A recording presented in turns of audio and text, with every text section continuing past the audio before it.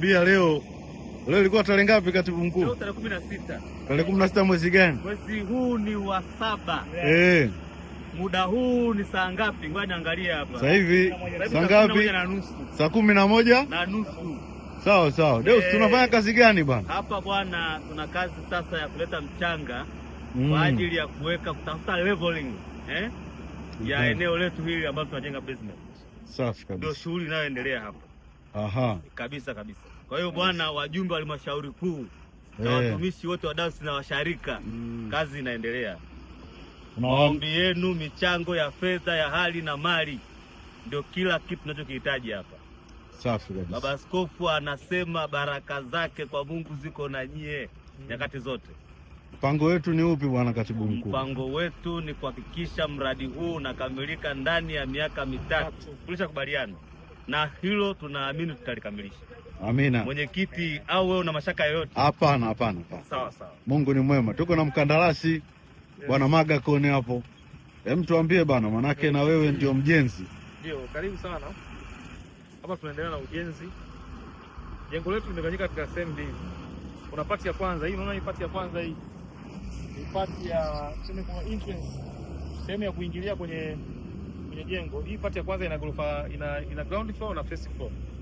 Kwa hiyo yenyewe imekamilika, nyeki chuma mashimo kama unavyoona. Hapo kinatusubiri hapo ni usukaji wa nondo na kuendelea na column base pamoja na strata column.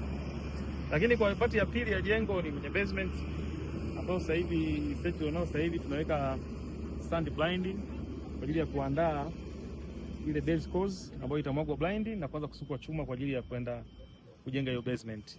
Kwa hiyo kazi inaendelea sasa hivi ni hiyo. Tunatarajia mchanga kesho tutamaliza. And then kesho kutwa to spread hiyo sand and then tufanye compaction kidogo, tumwage blinding. Huku nako tunaendelea vizuri. Tunagojea chuma, kazi ya column base na column strata iendelee. Kwa hiyo tuko pamoja na ujenzi, kama tunasema kwamba unazingatia viwango vyote na lazima ukamilike ndani ya wakati.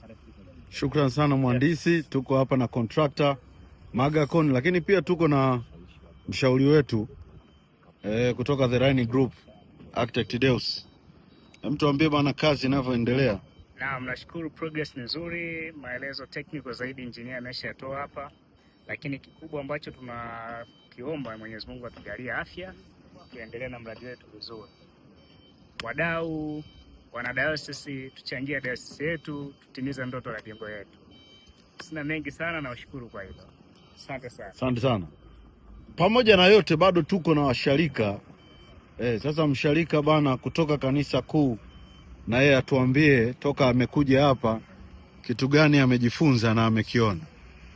Nimeona kazi nzuri sana ambayo inafanyika na engineer wetu na wataalamu wetu, na tunamtumainia Mungu ndani ya muda ambao tunategemea kujenga hili jengo. Mungu atatuwezesha, tutaweza kulikamilisha. Kitu gani unawaambia washarika ambao hawajafika?